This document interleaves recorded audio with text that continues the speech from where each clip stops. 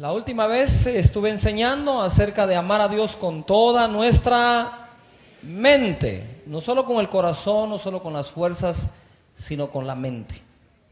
Y hay cosas que nosotros a veces descuidamos. Cuando yo empecé a escuchar un poco acerca de renovar nuestra manera de pensar y de poner en nuestra mente un pensamiento positivo, yo mismo me resistía hasta la palabra pensamiento positivo. Pero esto no es Biblia. Conforme pasaron los años y leí la Biblia, dije, qué razón tenía el que lo dijo ese día, ¿verdad? Y estuve enseñando en Efesios capítulo 3, verso 20, donde dice, y poderoso es Dios para hacer. Y les decía que Dios no es poderoso porque tiene ganas que lo adoremos. Además, ¿cómo podemos saber que Dios es poderoso si no es cuando Él hace algo con su poder? Yo sé que Dios es poderoso por lo que lo he visto hacer, no sé si me estoy explicando. Y obviamente si tú y yo somos sus creyentes, porque está escrito. Pero la gente creyó que Jesús era poderoso porque ocurrían milagros donde Él estaba, los enfermos sanaban, su palabra estaba llena de sabiduría. Y yo creo que Dios es poderoso por las cosas que ha hecho. Dice que por fe entendemos que Dios hizo el universo con su palabra. Note algo, su palabra, digan todos palabra. Qué importantes son las palabras para que Dios haya usado palabras para crear todo lo que existe. Lo que usó fueron palabras. Las palabras pueden crear momentos oportunos, pueden crear ambientes hermosos y pueden dañar un matrimonio entero. Pueden sanar y pueden enfermar. Pueden llevarnos a la paz y nos pueden llevar a una guerra. Nos pueden generar amigos y enemigos. Nuestras palabras son muy poderosas, pero las palabras vienen de nuestros pensamientos. Y la Escritura nos está enseñando cómo Dios piensa. Dice que Él es poderoso para hacer las cosas mucho más abundantemente de lo que pensamos o entendemos o pedimos. Noten lo siguiente, cuando yo digo que Él puede hacer las cosas mucho más abundantemente, pareciera ser que el escritor está exagerando, ¿sí o no?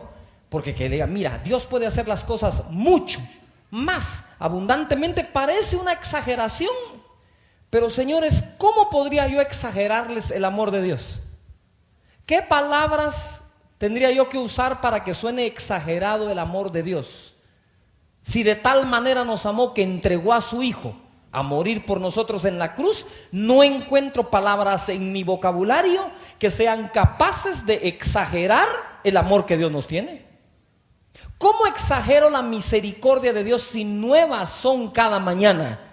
¿Cómo puedo exagerar el perdón de Dios si Él mismo dice que apartará nuestros pecados y los pondrá tan lejos de nosotros como el occidente está del oriente? ¿Cómo exagero su perdón si dice la Biblia que Él tomará nuestros pecados, los pondrá en el fondo del mar y nunca más se acordará de ellos? Entonces cuando el escritor dice o deja escrito que Dios hará mucho más abundantemente, no está exagerando. Lo puso así porque sabía que se iba a quedar corto. Yuhu. Como se iba a quedar corto, no hay palabras para poder escribir cuán poderoso es Dios. Dice, Él hará mucho más abundantemente, note lo siguiente, de lo que entendemos o pensamos. Dios necesita un punto de partida, dice, lo hará más o mucho más abundantemente. Ese mucho más ya implica una comparación o un punto de partida. No sé, ¿me estoy explicando? Yo soy más alto que quién. Yo soy más bajo que quién. No sé si estoy explicándome hoy. Y cuando dice, Él hará mucho más abundantemente, ¿de qué? De lo que pienso. Dios parte de tu pensamiento para poder hacer mucho más abundantemente. Si no le doy a Dios la materia prima que es el pensamiento, ¿de dónde saca Dios para hacer mucho más abundantemente de lo que pienso? Si estás pensando en vivir, Ponme atención.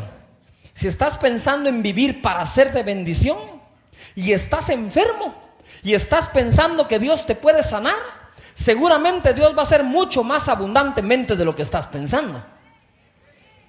Si ante la crisis, en vez de que pienses en algo malo, piensas que Dios a ti te va a bendecir y vas a ser de los que en medio de la crisis se va a levantar, tú le estás dando a Dios un pensamiento para que Él haga algo mucho más abundantemente. Pero si no le doy el pensamiento, Él no tiene el punto de partida para poderme bendecir.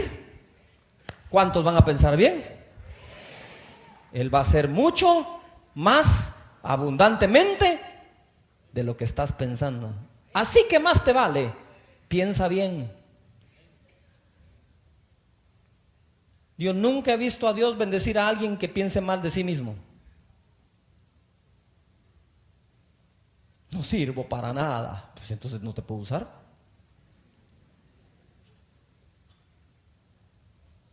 No se preocupe, para eso soy pilas y Dios está conmigo. Cuando se enfrentó David a Goliat, no dijo, ay, sí, de verdad. Y yo que soy rubio, porque él era rubio, ¿no? De hermoso parecer y de ojos preciosos, ¿qué puedo hacer yo contra ese gran Goliat?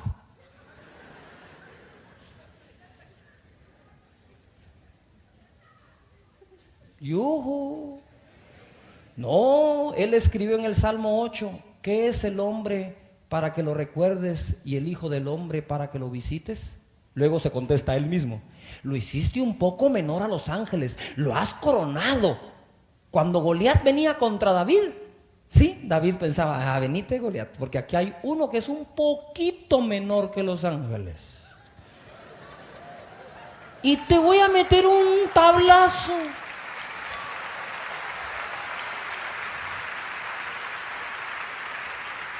Él creía en Dios, pero creía en él también. Él mismo lo confiesa y se lo dice a Saúl, mi rey, le dice, si cuando un oso o un león venía a agarrar una oveja de mi papá, una.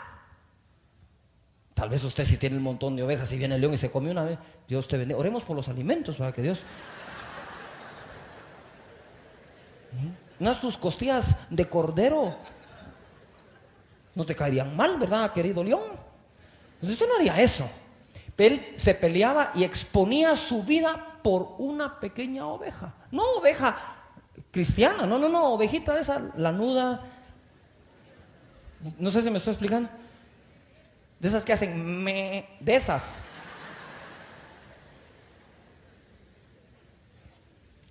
Entonces cuando Saúl le dijo, tú no podrás pelear. ¿Cómo no voy a pelear? Me he agarrado, como decimos aquí en Guatemala, con leones, con osos. ¿Dónde es ese filisteo incircunciso? La cabeza le voy a volar.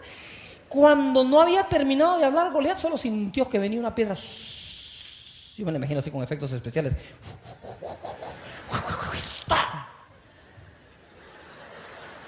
Le vuela la cabeza. Y yo tengo mi teoría por qué le cortó la cabeza. Entre otras. Esta no se la han oído a nadie. Le vuela la cabeza. Como era gigante, ¿no? Para poderlo tener a su altura. Dijo, ¿qué onda? Ahora sí estamos a la altura. A ver, háblame, despertá. No, que gigante. Nah.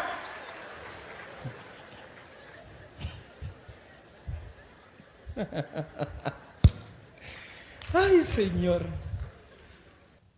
Salmo 139. En el versículo 17, rápidamente. Cuán preciosos me son, digan todos, me son. Dice, cuán preciosos me son tus pensamientos. ¿Cómo son los pensamientos de Dios? ¿Cómo son los pensamientos del Señor? ¿Cómo piensa Dios de ti? Dios piensa de ti y de mí de forma que preciosa, maravillosa, pero tenemos un problema. El salmista no dijo cuán preciosos son tus pensamientos. Note bien la escritura. El escritor dice, cuán preciosos me son tus pensamientos. Dios puede pensar lo mejor de ti, pero mientras tú no hagas propios los pensamientos de Dios para tu vida, tú y él no van a estar pensando igual. El mismo Dios le dijo a su pueblo: tus pensamientos no son mis pensamientos. Por lo tanto, tus caminos no son mis caminos. ¿Por qué no caminamos en el camino del Señor de bendición? Porque nuestros pensamientos no son sus pensamientos. Y mientras no lo sean, nosotros no lo vamos a lograr.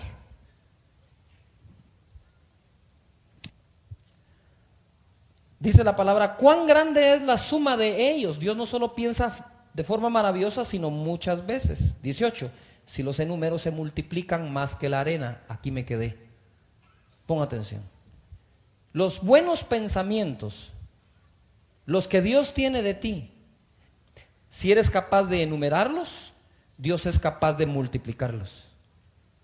Pero muchas veces no contamos los pensamientos que Dios tiene de nosotros, no los escribimos, ni siquiera hacemos tiempo para leerlos. Pero si tú haces tiempo para leerlos, para sentarte y meditar en ellos, por cada uno que tú cuentes, Dios va a multiplicarlos.